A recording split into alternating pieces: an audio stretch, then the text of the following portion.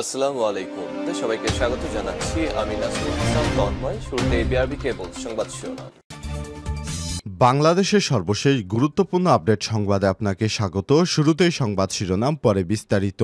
শুরুতেই জানিয়ে দিব আন্দোলনে শিবিরের ভূমিকা কতটুকু ছিল, জানালেন সমন্বয়ক আব্দুল কাদির। বৈষম্যবিরোধী ছাত্র আন্দোলনে ঐতিহাসিক ৯ দফা প্রণয়ন এবং প্রচারে সমন্বয়কদের পাশাপাশি বাংলাদেশ ইসলামী ছাত্র শিবিরের নেতাকর্মীরা গুরুত্বপূর্ণ ভূমিকা রেখেছিলেন বলে জানিয়েছেন আন্দোলনের অন্যতম সমন্বয়ক আব্দুল কাদির। এ আন্দোলনে শিবিরের নেতাকর্মীরা জীবন বাজি রেখেছেন বলে মন্তব্য করেছেন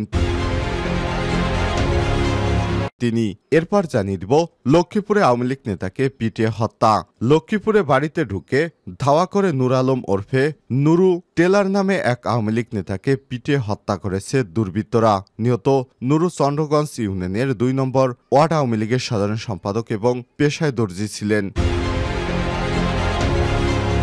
এদিকে গণতন্ত্র এবং শান্তির বার্তা নিয়ে জাতিসংঘে ইউনূস প্রধান উপদেষ্টা হিসেবে এই প্রথম বিদেশ সফর। এদিকে ছাত্র ফেডারেশন থেকে অব্যাহতি নিলেন সমন্বয়ক উমামা।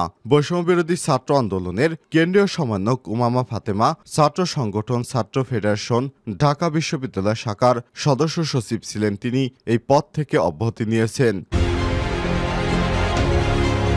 জানিয়ে দিব কাজে ফেরেনি রূপপুর পারমাণবিক বিদ্যুৎ কেন্দ্রের ভারতীয় কর্মকর্তারা। রূপপুর পারমাণবিক বিদ্যুৎ কেন্দ্র RNPP থেকে বিদ্যুৎ স্থানান্তর করতে বিদ্যুৎ সঞ্চালন প্রকল্পগুলো দায়িত্ব পাওয়া ভারতীয় প্রতিষ্ঠানগুলোর ঊর্ধ্বতন কর্মকর্তারা এখনও কাজে ফেরেনি, যা এই প্রকল্পগুলোর অগ্রগতি নিয়ে উদ্বেগের সৃষ্টি করছে। এবং সর্বশেষ জানিয়ে দিব শ্রীলঙ্কার নতুন প্রধানমন্ত্রী নতুন কান্ডারি কেই অনুরা কুমার সিনাত্রা শ্রীলঙ্কার নাগরিক আস্থা অর্জন করে প্রেসিডেন্ট নির্বাচনে জয়ী হয়েছেন বামপন্থী রাজনীতিবিদ অনুরা কুমারা সিনানায়কে। মূল প্রতিদ্বন্দ্বী সাজিদ প্রেমাদাসা এবং ক্ষমতাসীন প্রেসিডেন্ট রনিল বিক্রমসিংহেকে ধরাশায়ী করে জয়ী হয়েছেন তিনি। রোববার ২২ সেপ্টেম্বর দ্বিতীয় দফায় ভোট গণনার পর তাকে বিজয়ী ঘোষণা করে দেশটির নির্বাচন কমিশন। এর মধ্য দিয়ে ৫৫ বছর বয়সী দিশানাকে দ্বীপরাষ্ট্রটির প্রথম বামপন্থী হিসেবে রাষ্ট্রপ্রধান হওয়ার গৌরব অর্জন করেন। ২০২২ সালে গণবিক্ষোভের মুখে তৎকালীন প্রেসিডেন্ট দেশ ছেড়ে পালানোর ২ বছরের বেশি সময় পর নির্বাচিত প্রেসিডেন্ট পেল দেশটি। খবর দা হিন্দুস্তান টাইমসের। প্রিয় দর্শক, এতক্ষণ শুনছিলেন সংবাদ শিরোনাম, এবারে বিস্তারিত। তবে তার আগে বন্ধুরা অনুরোধ থাকবে এই সংবাদটিতে একটি লাইক দিন। এই চ্যানেলে আপনি নতুন হয়ে থাকলে আমাদের সংবাদটি দেখতে দেখতে চ্যানেলটি সাবস্ক্রাইব করে রাখুন। কমেন্ট করে আপনার মূল্যবান মতামত জানিয়ে দিন বন্ধুরা, আপনি বিশ্বের কোন দেশ থেকে বা বাংলাদেশের কোন স্থান থেকে আমাদের সংবাদটি দেখছেন এবং শুনছেন। এবারে বিস্তারিত। আন্দোলনে শিবিরের ভূমিকা কতটুকু ছিল, জানালেন সমন্বয়ক কাদের। বৈষম্যবিরোধী ছাত্র আন্দোলনে ঐতিহাসিক ৯ দফা প্রণয়ন এবং প্রচারে সমন্বয়কদের পাশাপাশি বাংলাদেশ ইসলামী ছাত্র শিবিরের নেতাকর্মীরা গুরুত্বপূর্ণ ভূমিকা রেখেছিলেন বলে জানিয়েছেন বৈষম্যবিরোধী ছাত্র আন্দোলনের অন্যতম সমন্বয়ক আব্দুল কাদির। এ আন্দোলনে শিবির নেতাকর্মীরা জীবন বাজি রেখেছে বলেও জানান তিনি। রোববার ২২ সেপ্টেম্বর রাতে নিজের ফেসবুক স্ট্যাটাসে সব কথা বলেন তিনি। স্ট্যাটাসটি পাঠকদের জন্য হুবহু তুলে ধরা হলো। ঐতিহাসিক ৯ দফা নিয়ে কিছু কথা। কোটা সংস্কার আন্দোলন করে আন্দোলন গড়ে উঠেছিল, কিন্তু সরকার পরিস্থিতি ঘোলাটে করলেও আন্দোলন ভিন্ন দিকে মোড় নেয়। তারই ধারাবাহিকতায় ৯ দফা অবতারণা করা হয় এবং শান্তিপূর্ণভাবে কর্মসূচি চালিয়ে যাচ্ছিলেন সমন্বয়করা। কিন্তু ১৬ তারিখ মঙ্গলবার আবু সাইদ সহ ৬ জন যখন শহীদ হয়, ওই দিন রাত ১২টার সময় সামনের সারির সমন্বয়করা মিলে আমরা একটা অনলাইন মিটিং করি।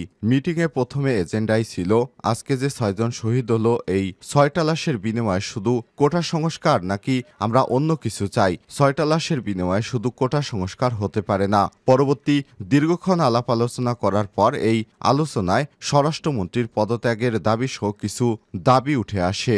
বলে রাখা ভালো, আমরা এতদিন বাংলা ব্লকেট থেকে শুরু করে রাষ্ট্রপতির কাছে স্মারকলিপি পেশ সহ নানা সফট এবং হার্ড কর্মসূচি নিয়ে মাঠে অবস্থান করছিলাম, কিন্তু সরকারের পক্ষ থেকে একেবারে নির্বিকার নির্লিপ্ত মনোভাব পরিলক্ষিত হয়েছিল।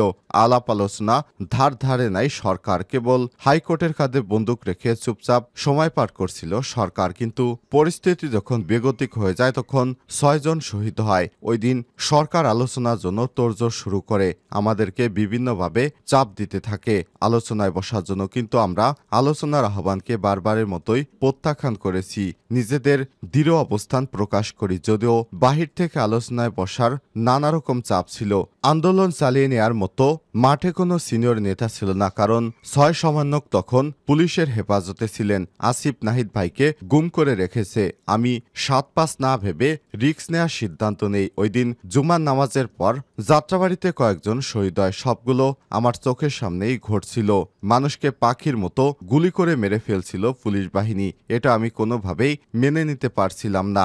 এছাড়াও দীর্ঘদিন জেল জুলুম হামলা মামলার শিকার হয়ে হাসিনার এমন অফিসারের বিরুদ্ধে কথা বলতে গেছি, মাথা নত করি নাই। আমার পরিণতি যে কি হবে সেটা গুণক্ষরেও কল্পনা করি নাই। চোখের সামনে মানুষ মেরে ফেলতেছে, মানুষের কথা চিন্তা করে আমার জীবনের কথা ভাবার সময় পাইনি। গত 4-5 বছর ক্যাম্পাসে ছাত্রলীগ ফ্যাসিবাদের বিরুদ্ধে দীর্ঘ লড়াই আমাদেরকে দৃঢ়তা ধরে রাখার শিক্ষাই দিয়েছে। দেশের এই ক্লান্তিলগ্নে হাল ধরার সিদ্ধান্ত নেই আমি। যাই হোক, কিছুক্ষণ বাদে শিবিরের সেক্রেটারি আমাকে আবারও ফোন দিল, বলতেছে কিছু দাবি দেওয়া খসড়া আকারে করছি, তোমার সাথে আলোচনা করি। আমাদেরও যেহেতু আগে আলোচনা হয়েছিল অনেকগুলো দাবির ব্যাপারে, সেগুলো তখন ওনার সাথে আলোচনা করে সম্মিলিতভাবে তৈরি হয় 9 দফা। সুতরাং শিবির এবং ইসলামী ছাত্র শিবিরের যে ভূমিকা রয়েছে সে বিষয়ে এতদিন আপনাদের না জানালেও আজ জানাচ্ছি। আসলে এই আন্দোলনের পেছনে শিবিরের ভূমিকা ছিল অত্যন্ত বেশি। লক্ষ্মীপুরে আওয়ামী লীগ নেতাকে পিটিয়ে হত্যা। লক্ষ্মীপুরে বাড়িতে ঢুকে ধাওয়া করে নূর আলম ওরফে নুরু টেলার নামে এক আওয়ামী লীগ নেতাকে পিটিয়ে হত্যা করেছে দুর্বৃত্তরা। নিহত নুরু চন্দ্রগঞ্জ ইউনিয়নের 2 নম্বর ওয়ার্ড আওয়ামী লীগের সাধারণ সম্পাদক এবং পেশায় দর্জি ছিলেন। রোববার 22 সেপ্টেম্বর রাত 8টার দিকে সদর উপজেলার চন্দ্রগঞ্জ ইউনিয়নের পাঁচপাড়া গ্রামে এই ঘটনা ঘটে। নিহত নূর আলম এর ছেলে আরিফ হোসেন বলেন, আমার বাবা বাড়িতে ছিলেন। বাবার মোবাইল ফোনে কেউ একজন কল দিয়ে জানিয়েছে তাকে মারতে আসছে। শুনে বাবা ঘর থেকে পালানোর জন্য বের হয়েছিল, কিন্তু সেই মুহূর্তেই 10 থেকে 12 জন লোক লাঠিসোঁটা নিয়ে আমার বাড়িতে হামলা করে এবং বাবাকে মারতে আসে। পরে তারা ধাওয়া করে বাবাকে এলোপাতাড়ি পেটায়। রক্তাক্ত অবস্থায় বাবাকে হাসপাতালে নিলে কর্তব্যরত চিকিৎসক তাকে মৃত ঘোষণা করেন। সদর হাসপাতালের কর্তব্যরত চিকিৎসক জয়নুল আবেদিন বলেছেন, মৃত অবস্থায় নুরু নামে লোকটিকে হাসপাতালে আনা হয়েছিল, তার মরাদেহ মর্গে আছে। গণতন্ত্র এবং শান্তির বার্তা নিয়ে জাতিসংঘে গেলেন ডক্টর ইউনূস। প্রধান উপদেষ্টা হিসেবে এটি তার প্রথম বিদেশ সফর। জাতিসংঘের সাধারণ অধিবেশনে যোগ দিতে আজই ঢাকা ত্যাগ করছেন অন্তর্বর্তীকালীন সরকারের প্রধান উপদেষ্টা অধ্যাপক ডক্টর মোহাম্মদ ইউনূস। দেশের দায়িত্ব নেওয়ার পর এটি তার প্রথম বিদেশ সফর। এর আগে জাতিসংঘের বিভিন্ন ফোরামে দায়িত্ব পালন করেন নোবেল বিজয়ী অর্থনীতিবিদ। এবার নতুন রূপে হাজির হচ্ছেন তিনি। বাংলাদেশের সরকার প্রধান হিসেবে দেশের গণতন্ত্র এবং শান্তির বার্তা নিয়ে যাচ্ছেন তিনি। দ্বিতীয় বিজয়ের নতুন যাত্রায় গণতান্ত্রিক মূল্যবোধ, সুশাসন এবং অর্থনৈতিক সমৃদ্ধ বাংলাদেশ গড়ে তুলতে অন্তর্বর্তীকালীন সরকার নির্বাচন ব্যবস্থা সহ অন্যান্য ক্ষেত্রে যেসব সংস্কার কর্মসূচি হাতে নিয়েছেন ডক্টর ইউনূস বক্তব্যে সেগুলো তুলে ধরবেন।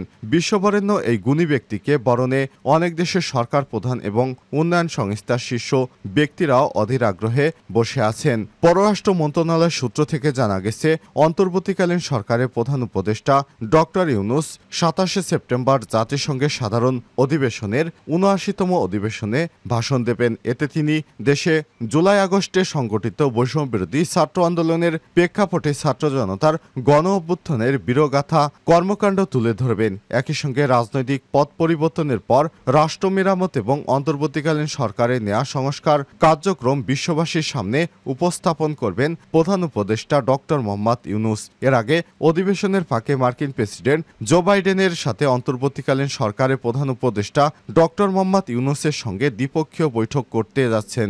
গত 3 দশকে বাংলাদেশের কোনো রাষ্ট্র বা সরকার প্রধানের সঙ্গে এমন বৈঠক এবারই প্রথম হচ্ছে। সবকিছু ঠিক থাকলে নিউ ইয়র্কের স্থানীয় সময় 24শে সেপ্টেম্বর দুপুরে জাতিসংঘ সদর দপ্তর বাংলাদেশ ও যুক্তরাষ্ট্রের শীর্ষ নেতারা এই বৈঠকে বসবেন। ছাত্র ফেডারেশন থেকে অব্যাহতি নিলেন সমন্বয়ক উমামা।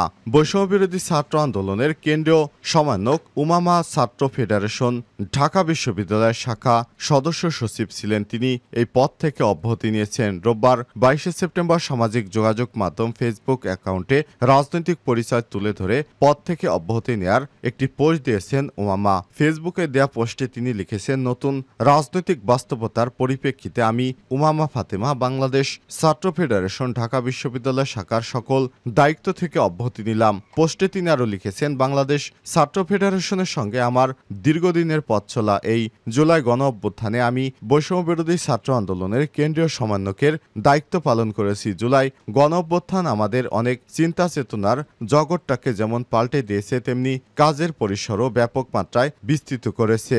লড়াইয়ের জন্য নতুন দিগন্ত উন্মোচন হয়েছে। সুতরাং এই পথ থেকে আমি এখন অব্যাহতি নিচ্ছি।